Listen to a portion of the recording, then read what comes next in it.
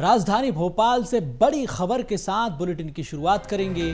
5 साल की मासूम बच्ची का अपहरण हुआ है। मंगलवार को बच्ची का अपहरण हुआ। बड़ी खबर यह कि किताब लेकर आने के दौरान बच्ची को किडनैप कर लिया गया। बच्ची के नहीं मिलने पर परिवार ने पुलिस में शिकायत दर्ज कराई है। अज्ञात लोगों के खिलाफ मामला दर्ज हुआ है। बच्ची की अब तलाश की जा रही है। शाहजहानाबाद पुलिस पूरे मामले की जांच कर रही है। तो ये बच्ची है जिसकी तस्वीर आप देख रहे हैं, लापता है, किडनैपिंग हुई है। बच्ची की तलाश में अब शाहजहानाबाद पुलिस जुटी हुई है। सहयोगी मनोज राठौर हमारे साथ जुड़ चुके हैं। मनोज जी, 5 साल की मासूम बच्ची का अपहरण हुआ है। अब इस पूरे मामले में पुलिस जांच करे, क्या कुछ पता चल पाया अभी?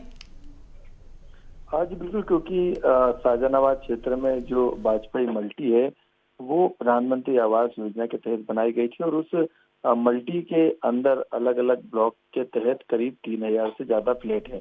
बताया जा रहा है कि मंगलवार को जब बच्ची के माता पिता कहीं बाहर गए थे, उसी दौरान घर में जो दादी थी वो अकेले थी और जब जो बच्ची है वो वहीं ब्लॉक के अंदर मल्टी के अंदर दूसरे घर बच्ची से किताब लेने के लिए पहुंची और उसके बाद जब बच्ची कई देर बाद भी जब नहीं आई घर लौट के, तो जो घर में परिवार के सदस्य थे उन्होंने सबसे पहले उसे ढूंढने की कोशिश की, लेकिन बच्ची नहीं मिली। देर शाम बाद जो है पुलिस में परिवार के सदस्यों ने सूचना दी और पुलिस ने इस पूरे मामले में अज्ञात आरोपी के खिलाफ अपहरण का केस दर्ज कर लिया।